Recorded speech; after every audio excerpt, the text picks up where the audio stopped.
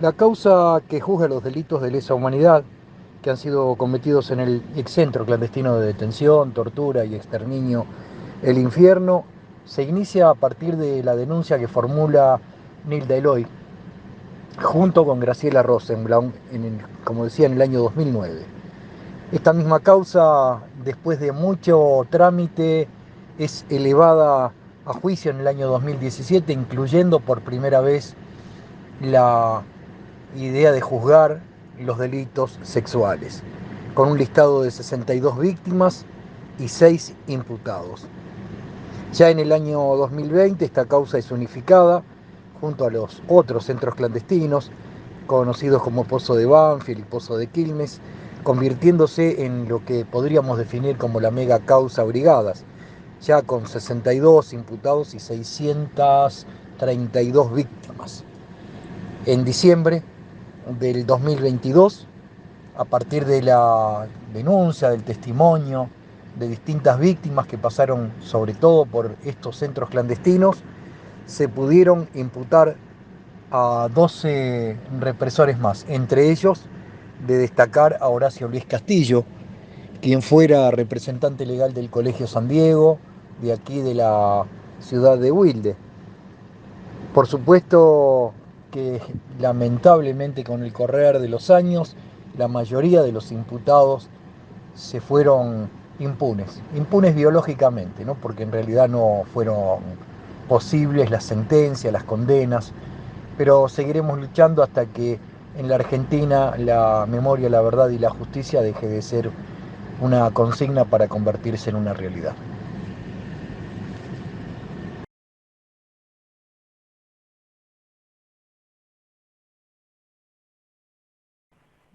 En primer lugar, voy a hacer una aclaración muy importante para el tribunal, porque entiendo que el caso Iacarino es un caso emblemático, dadas las características que reviste en cuanto a lo que fue inclusive reconocido por la UIF en su momento como el segundo caso más emblemático de la Argentina.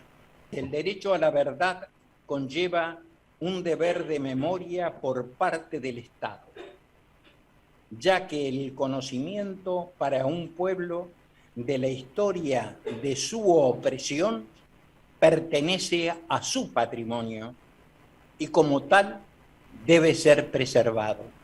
¿Cuál es el comportamiento acorde de personas que padecieron o que pasaron prácticamente por no solamente 13 detenimientos, distintos lugares, sino 9 centros clandestinos, donde fuimos severamente torturados, severamente golpeados de toda forma, que es una manera de naturalmente torturar, pero una situación en la que nos encontrábamos a punto de 4 veces límite de vida.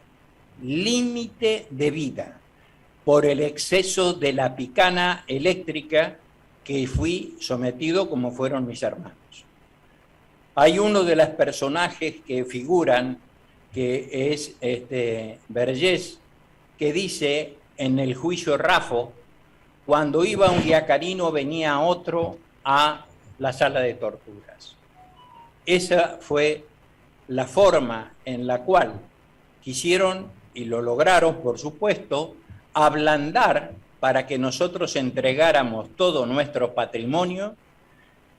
Quiero decir con esto que es un caso de gran envergadura por todo lo que hemos padecido, que lo voy a ir explicando, pero lo que me interesa es que se esté claro respecto al enfoque que nosotros llevamos adelante, que no nos motoriza ni odio, ni resentimiento, ni sed de venganza, absolutamente nada. Justo a las 11:15, mis 3 hermanos estaban acostados y yo estaba todavía despierta. Se escuchan ruidos como en la pared era una prefabricada, así que era bum, bum, bum por todas las paredes. la casa estaba en el medio y tenía 2 pasillos. Entonces yo voy como para la pieza, vuelvo, mi mamá va a mirar por la ventana y vuelve y grita, José del Ejército. En eso, eh, bueno, fue mucho susto porque éramos chicos, tiraron las puertas abajo, la de adelante, la puerta del fondo, entraron por todos lados, eran brutos. Y lo que yo recuerdo es que mi mamá estaba como en las piezas, no la vi más. En la parte del fondo estaba Ángel Risonelli, tirado boca abajo, donde uno de los hombres le ponía un pie en la cabeza, eh, y me miraba. Yo me había agarrado de la pierna de mi papá, porque me asusté. Para mí entraban ladrones, no entendía qué estaba pasando. El 2 de febrero mi papá se fue a trabajar normalmente, como hacía en ese momento. Nos quedamos mi mamá y yo sola, yo tenía 10 meses en ese momento, nos quedamos en nuestra casa, nos acostamos a dormir, y según a partir de lo que me han relatado, entre las 10 y las 11 de la noche, golpean la puerta de manera muy violenta, se anuncian como policía, y entran a la casa una decena de personas. Estas personas buscaban a mi papá, preguntaban por mi papá, e incluso preguntaban si esa era la casa de Carlos Hodul, y si ahí había una perra, que era la perra de mis abuelos, Katia. Se identificaba en la casa por esa perra.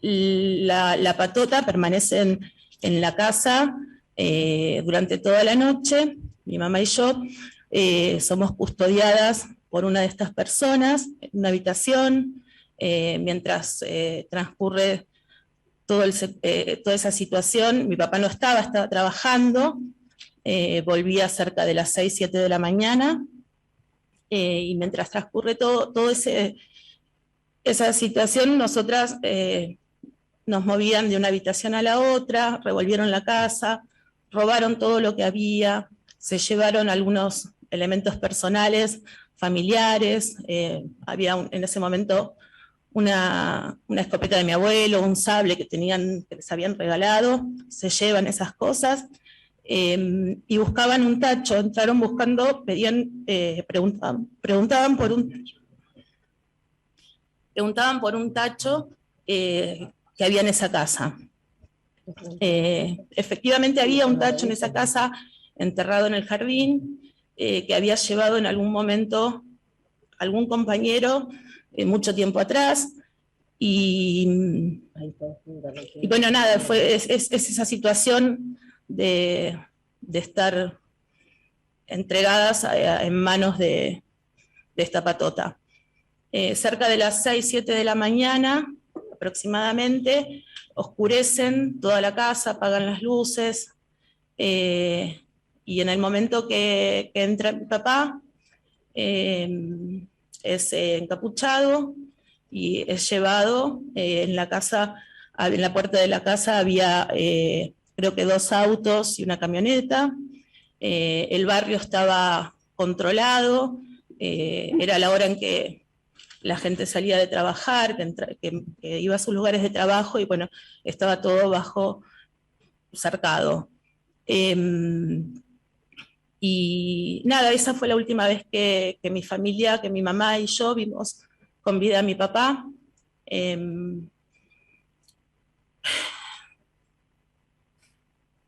Supimos, yo por lo menos mucho tiempo después, que mi papá estuvo secuestrado en el ex centro clandestino El Infierno, y eso lo supimos a través de un compañero que fue liberado y que compartió calabozo con mi papá.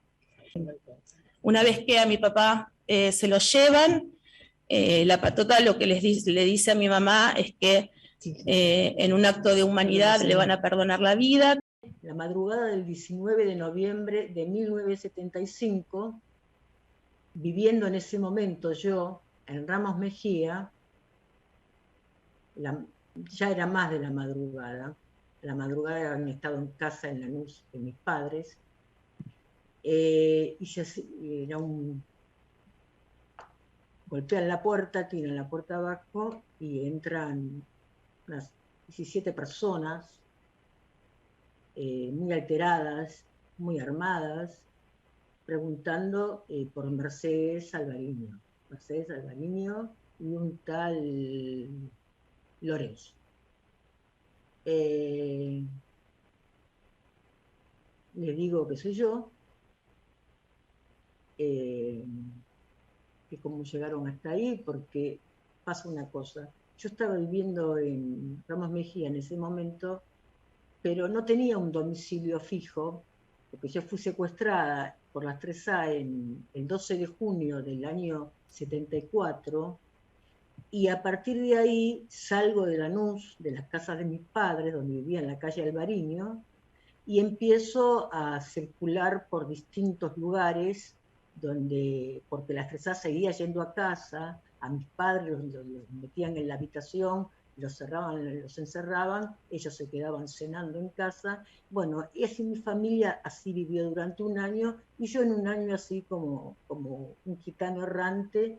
Y bueno, en ese momento estaba de casualidad en una casa de una prima lejana. Y comienza cuando bajo con el auto en mi casa, en el sótano, en el subsuelo, donde estaba la cochera, mi madre y yo, y me estaban esperando 5 personas vestidas de civil, con pistolas 45, 9 milímetros, no conozco de armas, apuntándonos. No bien bajamos, se imaginan la forma en que bajamos. Abrieron la puerta, me agarraron a mí de la corbata y me bajaron dándome una trompada en el estómago. Pero eso no fue nada, porque más allá de la tensión nerviosa que uno le toca vivir en los momentos en los cuales no sabe si va a morir o no, es donde la adrenalina empieza a funcionar de una manera alocada y empieza a sentir lo que le lo que le está pasando y lo que le puede pasar. Pero eso fue una parte. La parte que fue desesperante fue cuando la ataron a mi madre a la ventanilla con esposas y la empezaron a golpear a mi madre. O sea, el tema, por supuesto, venía indirectamente para el padecimiento que yo estaba sintiendo, porque si ustedes se ponen a analizar lo que uno quiere a su madre, lo que uno respeta a su madre, y que haya personas que usted no conoce, que vienen cargadas con armas a 2 personas que nunca tuvieron un arma encima, que nunca hicieron absolutamente nada violento, que nunca participaron ni política ni ideológicamente en nada, y empiezan a golpear a su madre, yo les preguntaría un poco a ustedes cuál sería la actitud. La actitud era una sola. No tenía yo ninguna posibilidad de defender, solamente pedir, por favor, que no la golpeen, que era una mujer ya grande y que no tenían derecho a hacer absoluta, que lo hicieran conmigo, pero que no la siguieran golpeando a mamá. El caso de los hermanos Iacarino, que así se llamó, pero los que fueron secuestrados fue toda la familia, que los 5 integrantes. El 4 de noviembre del 76, yo estaba con mi hermano el mayor, Rodolfo, y con mi padre en Santiago del Estero, y vienen 2 policías de la Regional 1, me dice, golpean en el departamento, y le dijimos, ¿quién abrió a ustedes? No, dice, nosotros somos de la policía, tenemos amigos acá, qué sé yo. Bueno, porque subieron hasta el 2.º piso donde vivíamos nosotros. Golpean la puerta, abrimos y dice, mire, nos tienen que acompañar, venimos porque tenemos la orden de que vayan ustedes acá a la Regional 1, que tienen que hablar con ustedes. Nos atiende el comisario inspector Medina, nos dice, señores, mire, yo sé quién son ustedes, tengo información, pero me llega una orden del primer cuerpo de ejército pidiendo la detención de ustedes. ¿Pero por qué? La detención nuestra, nosotros no hemos cometido ningún tipo de problema, nunca hemos sido detenidos, nunca, no tenemos nada, ningún problema. Y no, dice, mire, no dice que por qué tenga que detener, pero ustedes ya a partir de este momento, nosotros salimos con la ropa de vestir nada más para ir a la fábrica. Pero al pasar por acá nos hacen quedar detenidos ahí en la regional número 1. Yo digo, el comisario me diga, pero escúcheme, algo tiene que... hablo con el abogado, déjeme... No. Los que vienen, pues ya en ese momento ya la policía indudablemente dependía del ejército. El ejército daba las instrucciones. Y me supongo que en todos lados pasaba lo mismo porque los abogados... ya vimos qué es lo que pasó con los bastones en Mar del Plata, de Onganía, entonces los abogados no se querían meter. Y no nos permitieron llamar ni al abogado ni al contador de la fábrica para decirles que no podíamos ir porque estábamos detenidos, que haga algo. No.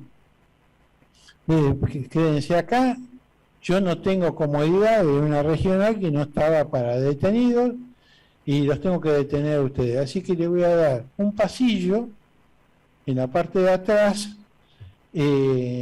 donde tienen que estar parados cada 3 metros uno de otro. O sea, estaba mi hermano el mayor, mi padre, y estaba yo del otro lado.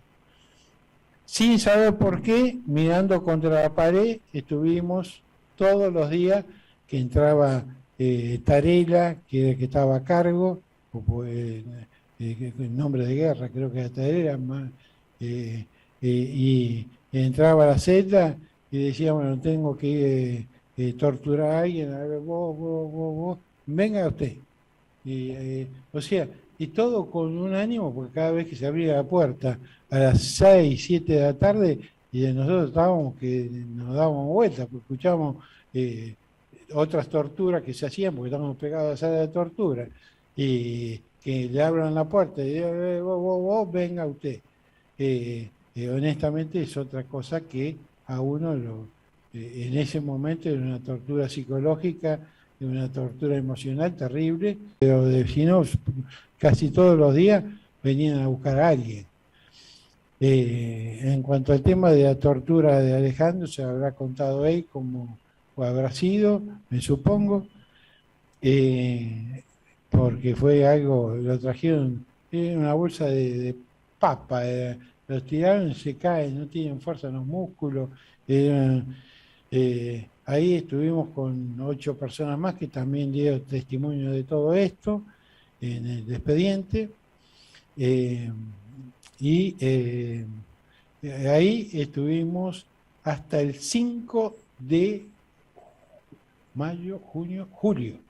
Hasta el 5 de julio del 78 que pasamos a la brigada de investigación. De ahí nos llevan en camioneta hasta la brigada de investigaciones de Lanús en Avellaneda y nos entran por el portón, no que está en la entrada, sino el segundo portón que está al costado, que ahora está tapado la pared y demás. Y nos hacen pasar por nos bajan de la camioneta, cordón policial y golpe, y cuando entramos nos lleva hasta la celda. Tuvimos buen trato con los presos y los presos con nosotros, no obstante que los cabos de guardia y demás, cada 2 por 3 algún cachetazo, una patada, cosas así, se daban normalmente. Y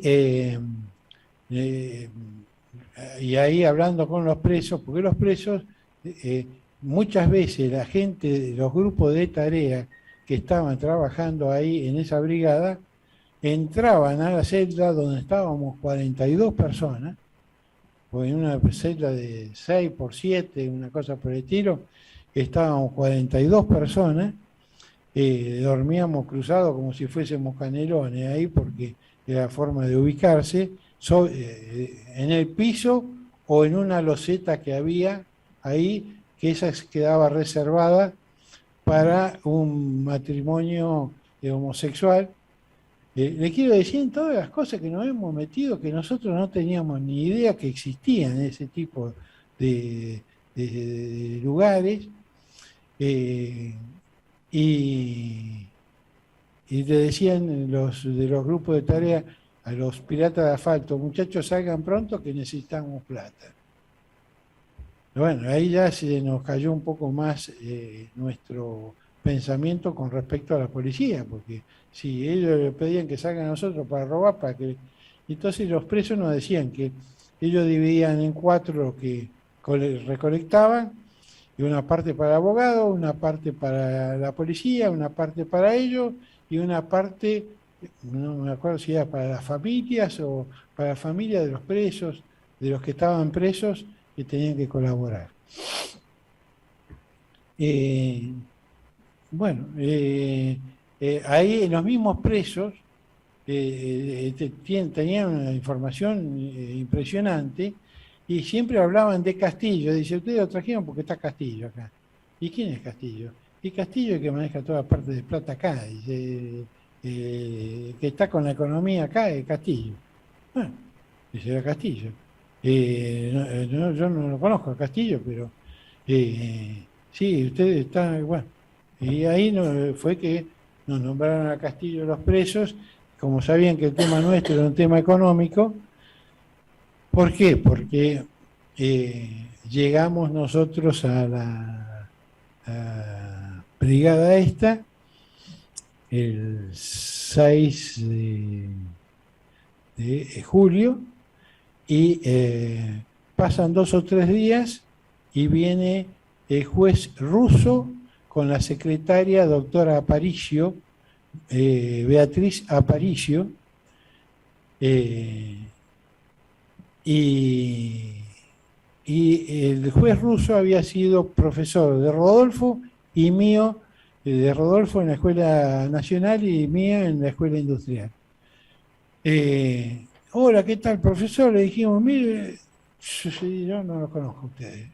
Miércoles, así, pero de plano.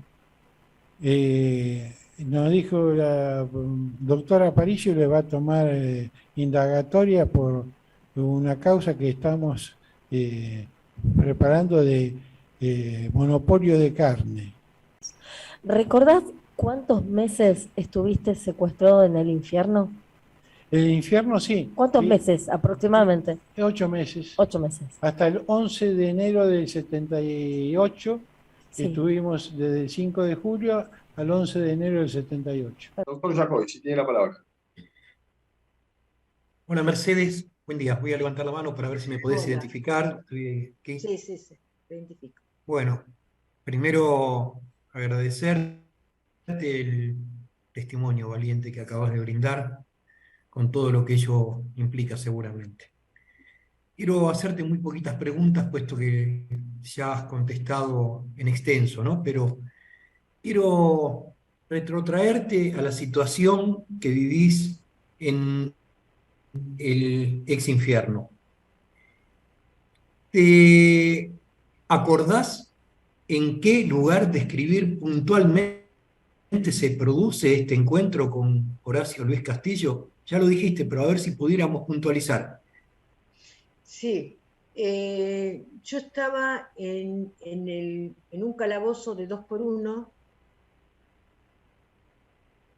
con una tipo manta, tampoco se le podía decir manta, tirada en el piso, y no cabía más que yo. De hecho, tirada en el suelo, las piernas me daban con lo baja que yo soy, ¿no? Y de ahí no salí nada más que para una sola vez ir al baño, cuando lo que comenté con Aníbal, que me lleva al baño, que le gritan de todo, y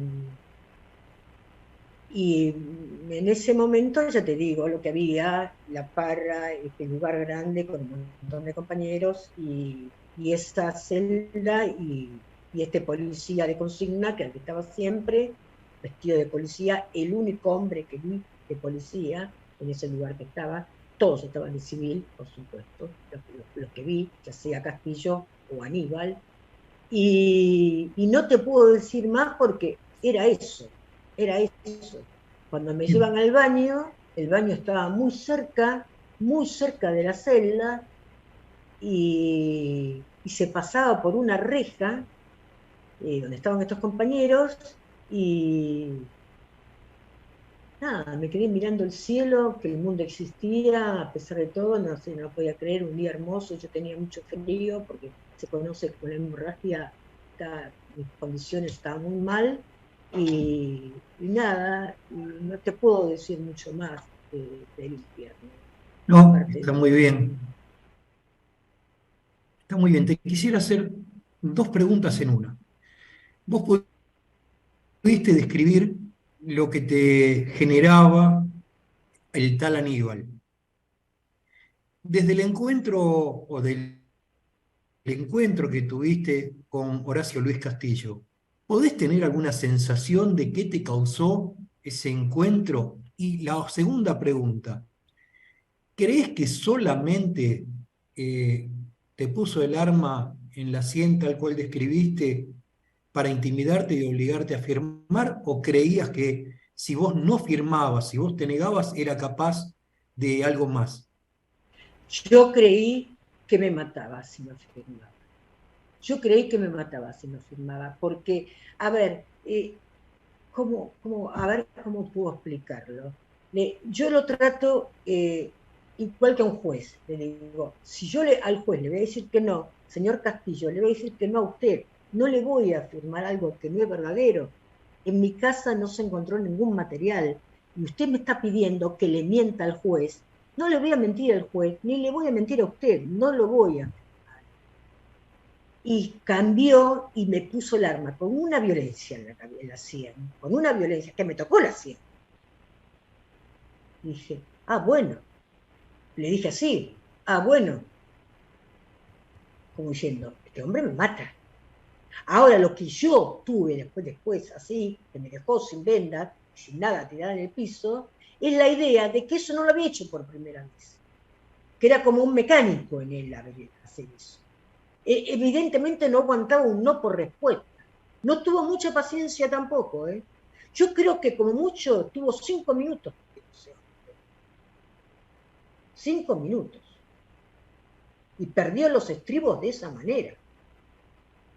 No me lo quiero ver en una sala de tortura. Terrible, me pareció terrible.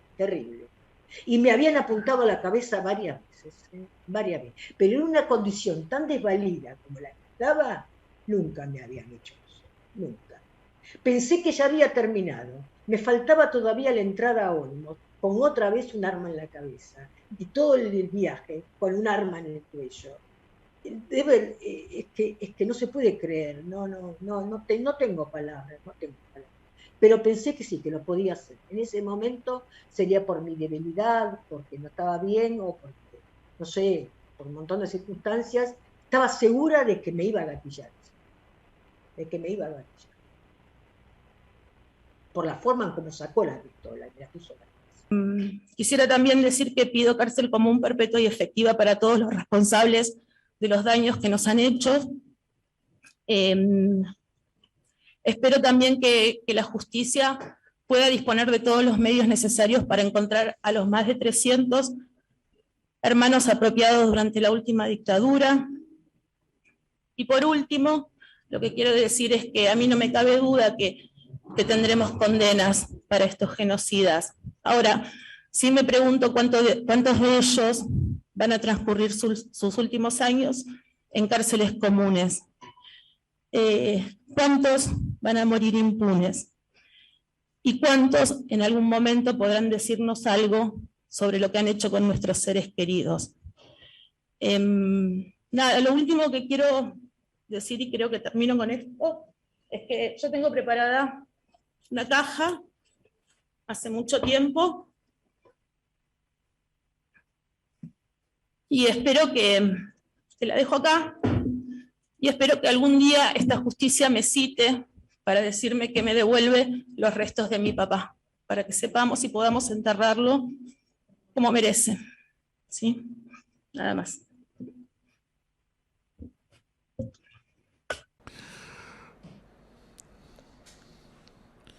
Ahí estamos para poder charlar con Claudio Yacoy, con la gente de la querella del municipio de Avellaneda, bueno, que recientemente estuvieron preguntando, junto a Miriam Espinosa, estuvieron preguntando sobre este último caso. Recibimos entonces a ambos. Claudio, creo que estás vos solo ahora escuchándonos. Bienvenido, sí. Muchas gracias por acompañarnos. ¿Cómo estás? Aquí Fernando Tevere desde La Retaguardia, transmitiendo junto a Pulso Noticias este juicio. ¿Cómo va? Hola Fernando, buen día. Bueno, gracias a ustedes, a Pulso. Bueno, realmente tratando de poder echar un poquito más de luz en esta nueva audiencia. Fueron van a ser dos en el día de hoy, de las testigos aportadas por nuestra querella, Natalia Hodl y Laura Donato. Creemos muy importante porque aquí no solamente se están empezando a dilucidar cuestiones que tienen que ver con hechos muy puntuales, sino que también se pasó una nómina de personal policial que cumplió funciones en el infierno y que de ninguna manera pueden quedar al margen de las responsabilidades de quienes ejercieron ese plan siniestro en este lugar. Así que bueno, por supuesto estamos ahora con la doctora Espinosa ya planteándonos presentarnos en el juzgado federal a cargo del doctor Kreplak en la etapa de instrucción para solicitar que sean incluidos dentro de las imputaciones y ampliar el margen de responsabilidades. Nosotros tenemos una realidad que es terrible, que es que Miguel Osvaldo Checolás hoy está en terapia intensiva, que nadie sabe si en realidad no se le va a declarar una incapacidad sobreviviente, y prácticamente los imputados por la causa del infierno se reducirían prácticamente a nada, a la cadena de mandos, pero sin responsabilidad directa. Y esto también tiene que ver con los 45, 46 años que han pasado desde aquel fatídico golpe de Estado, ¿no? Hoy las víctimas lo que están reclamando es celeridad y que la justicia finalmente haga justicia. Si hoy se pudiera girar esa cámara y ver solamente la mesa donde declaran las y los testigos, ahí hay una urna de madera. Eso habla claramente de la desesperación de una familia que deja la urna de madera acá, y creo que la van a dejar, para que algún día la justicia le devuelva los restos de su padre, ¿no? Para poder, aunque sea, terminar con una cristiana sepultura. Eso me parece a mí que habla claramente de la situación en la que estamos hoy atravesando los juicios. Uh-huh. Y que si estos juicios finalmente no terminan siendo parte de una agenda del Estado, una agenda pública, muy difícilmente entonces, es decir, vamos a tener condena, pero de ninguna manera vamos a encontrar un poco de paz a lo que estamos, por lo que han sufrido, sobre todo las víctimas, ¿no? Te vimos profundamente emocionados recién cuando terminaron de declarar. Sí, yo particularmente cuando hablan compañeras y compañeros jóvenes me estremece porque no puedo imaginar lo que han atravesado. Sí, lo puedo imaginar. Y creo que el reclamo de justicia es el reclamo que más nos golpea, ¿no? Y todos debiéramos sentir vergüenza, porque es inexorable. Todos los que estamos aquí, excepto ustedes, tenemos una responsabilidad, que es hacernos cargo de que todavía no ha habido justicia. Esa es una triste realidad. Los genocidas se nos mueren impunes, se nos mueren los compañeros que están esperando justicia, y así entonces esto se vuelve cada día más difícil. El testimonio de Natalia me parece que se enmarca dentro de esos testimonios duros, ¿no? Donde muestran la cruda realidad que les ha tocado atravesar, el exilio. Bueno, ojalá que algún día Natalia pueda encontrar la paz que le pueda dar nada más ni nada menos que la justicia, que es a lo mejor hallar y devolver los restos de su padre. Claudio, dos preguntas. Con la doctora Espinosa. Sí, te hago una pregunta antes a vos, que tiene que ver sí. con que, bueno, con que además sos la máxima autoridad en torno de derechos humanos del municipio de Avellaneda y la pregunta es concretamente ¿por qué el municipio es querellante en este juicio? Porque la verdad que nosotros fuimos querellantes en la etapa de instrucción, en realidad en la representación de víctimas que viven en Avellaneda, como vecinos de Avellaneda. Creemos que allí el rol del Estado no se debe limitar solamente a hacer declaraciones, a un día panfletear, sino que la consigna de memoria tiene que ver con la reconstrucción de un proceso histórico, por eso tenemos el Archivo Municipal de la Memoria. La verdad es también para poder echar luz sobre estos hechos atroces, y la justicia como un pilar también nos puede encontrar como Estado municipal ayudando a víctimas que a lo mejor de otra manera no tendrían patrocinio, ¿no? en estas audiencias y demás. Así que bueno, por eso el municipio es querellante en esta causa. Pero algo más. Hoy nosotros todavía estamos sufriendo las consecuencias de tener en Avellaneda a un genocida como Luis Horacio Castillo, dueño del Colegio San Diego, beneficiado con una prisión domiciliaria. Allí lo tenemos viviendo en Wilde, cuando la verdad que lo que nosotros estamos exigiendo es que la justicia tome la determinación de que ni un genocida suelto. Bueno, hoy tenemos una ciudad convulsionada, con un montón de vecinos preocupados, dueño de un colegio privado que recibe todavía subsidios del Estado como el Colegio San Diego. Bueno, hoy la Dirección General de Escuelas ha tomado la decisión de quitarle el manejo y probablemente dejar de subsidiar una escuela manejada por genocidas, por su mujer, y que de ninguna manera seguramente su familia desconocía las actividades represivas. Horacio Castillo fue oficial principal y se retiró en el año 86 como comisario en el infierno. En el año 79 era oficial principal. Bueno. El cual ahora está imputado y procesado en esta causa. Sí, sí. La cual se cuenta todavía en etapa de instrucción. Sí, esa noticia. Y donde el municipio también se está presentando como querellante en esa instrucción. Bien, Miriam, bienvenida, gracias también por acompañarnos en este cuarto intermedio. ¿Qué podemos esperar del próximo testimonio? ¿Cómo? El próximo testimonio, digo, el de Laura Donato, Sí. ¿qué podemos esperar para complementar el que acaba de dar Natalia? En principio, Laura va a comenzar con su testimonio presentando a quién fue durante su vida Horacio, ¿no? A través de un video, el cual... Carlos, quién fue en su vida, el cual no tiene musicalización ni audio, pero vamos a conocer quién fue durante su trayectoria hasta el momento de su desaparición. Bueno, y después, va a complementar con la declaración de cómo implicó en su vida, cómo fue después. Y una investigación importante que hizo también con compañeros nuestros de la Secretaría de Derechos Humanos. Bueno, gracias a ambos por atendernos en el medio de la audiencia. Al contrario. Gracias. Muchísimas gracias. Gracias a ustedes. Gracias.